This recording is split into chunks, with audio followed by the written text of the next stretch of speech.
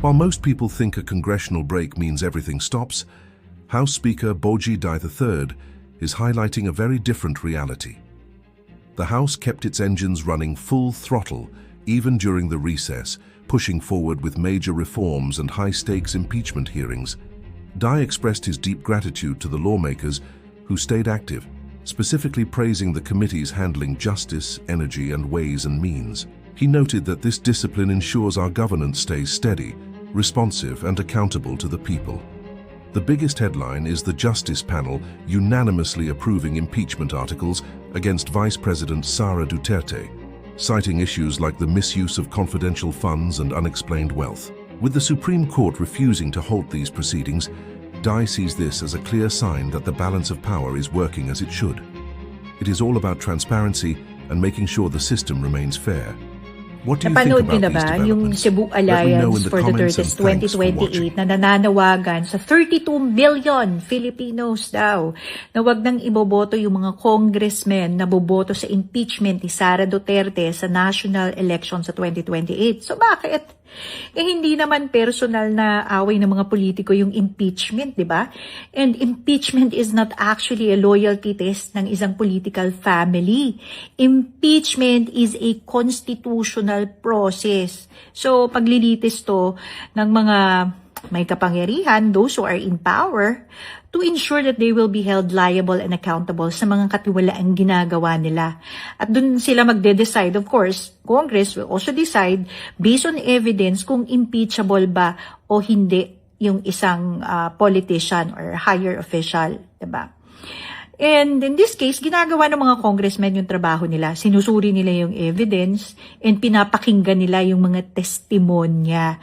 Now, afterwards, they will decide according to the merits of the impeachment case. And syempre, according din sa konsensya nila.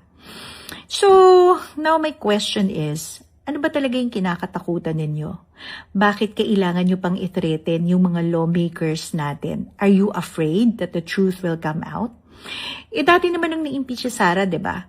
Only it was dismissed by the Supreme Court kasi nga, that's due to technicality, the one-year rule.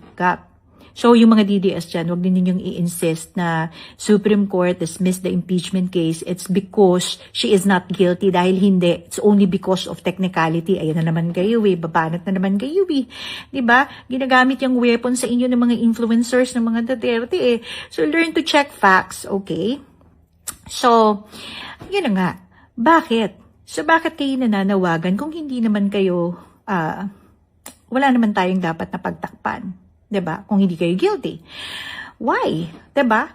So, hintayin natin syempre yung resulta ng investigation. But again, it's the same evidence na naipresenta before when she was impeached. So, what's new? Nadagdagan pa nga Nadagdagan pa. And, alam nyo ba, when these people are threatening lawmakers like that, it's not political democracy. It's political intimidation. Ibig sabihin, lumalabas na yung tunay na kulay nila. Kung sa bagay, doon naman talaga sila magaling, di ba? Character assassination. So let's wait kung ano na naman gagawin nilang political story spins, character assassination ng mga naglilite sa Kongreso, kung ano na namang propaganda and diversion tactics kapag lumabas na yung resulta ng impeachment. If Sara will be found guilty at ma-impeach siya, for sure, napakaraming diversion stories niyan.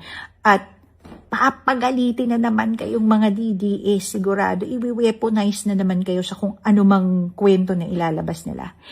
And, yung boto ng 32 million Filipinos na sinasabi nila, hindi naman siya black vote, no? Palagay nyo sa amin, mga uto-uto na gagamitin ninyo for your own personal gain. Oh my God. My goodness. So, sana wag ganun hindi ito sync na Filipino idiosyncrasy. So, ang tanong ko lang, the question still remains. Kung wala namang dapat na ikatakot, bakit nyo tinatakot yung mga congressmen? Bakit? Tanong lang, bakit?